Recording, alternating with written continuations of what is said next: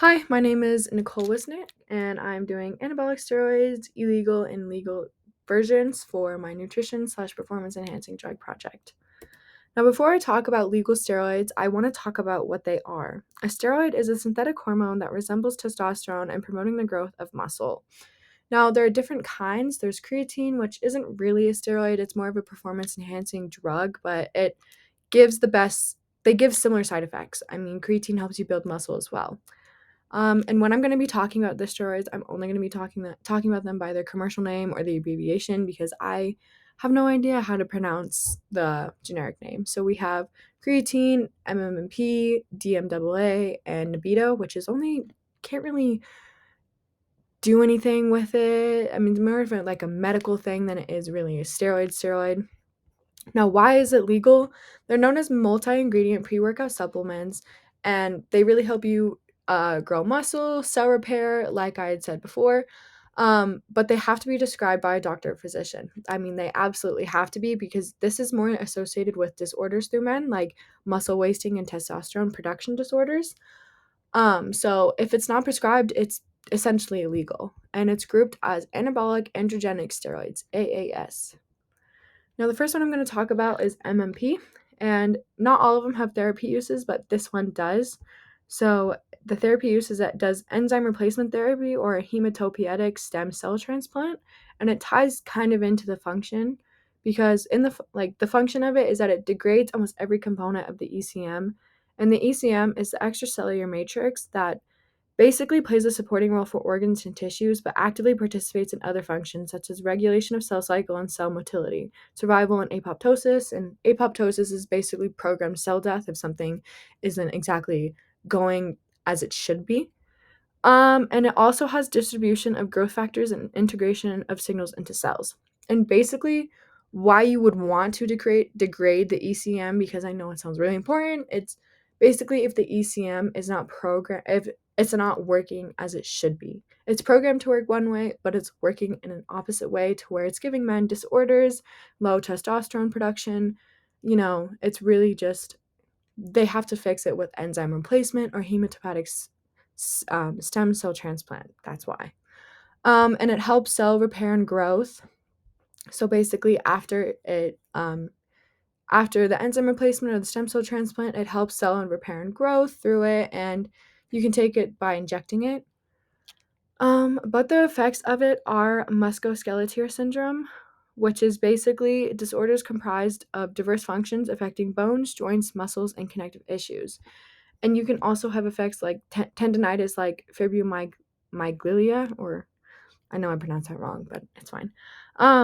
Basically, it's a chronic, long-lasting disorder that causes pain and tenderness throughout the body, as well as fatigue and trouble sleeping. So these two really kind of tie hand in hand. But would you rather have a working ECM or these two effects? I mean, you really gotta pick your poison there. So the next one I'm going to talk about is DMAA, and the function of that is that it is a stimulant that causes a quick burst of energy like caffeine or pre-workout if you know what that is. It stimulates muscle hypertrophy with lower intensity, so basically you're not losing as muscle as fast and you're gaining muscle. The effects of it is that over time it can be in addition to raising blood sugar. It can lead to cardiovascular problems, shortness of breath, and chances of heart attacks as you get older. But these effects happen over time after taking it for a while. But this is also one of them that can kind of get out of hand if you're taking more than the preferred dosage amount. But you'd usually in powder form, and you'd mix it with water to ingest it. But this one is really good for medical effects for people who just have muscle cell disorders and things like that.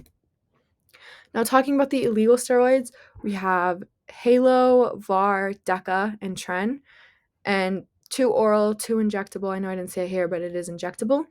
Now, why are they illegal? Because you cannot possess, import, or export these, and most specifically, you cannot possess these without a doctor prescription. And you can never import or export these because these are specific to your body chemistry if you do get them prescribed. So taking these can be a really big risk for you.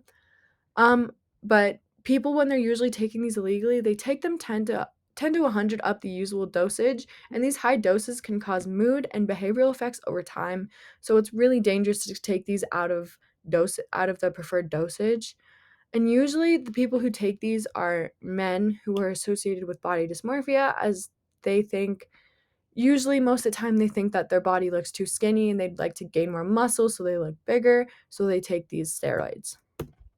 Now, Halo is used as men's replacement therapy in conditions associated with absence of endogenous testosterone and delayed puberty, sorry.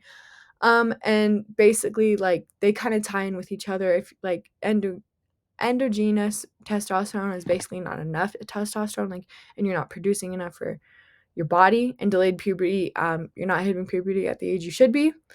So they're helping to take that so it can start bringing back the testosterone or start bringing puberty up again in your body chemistry.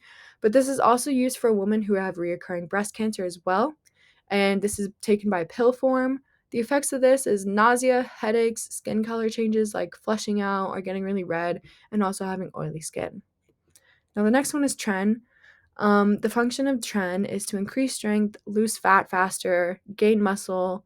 It's a man-made testosterone, and this is like a really common one in bodybuilders. This is probably one of the most common ones you see in illegal steroids because you are gaining muscle the fastest, you're increasing your strength at a really alarming rate, you're losing all your body fat, so it's really popular among bodybuilders. But the effects of this is high blood pressure, high cholesterol levels, severe acne, and testicular atrophy.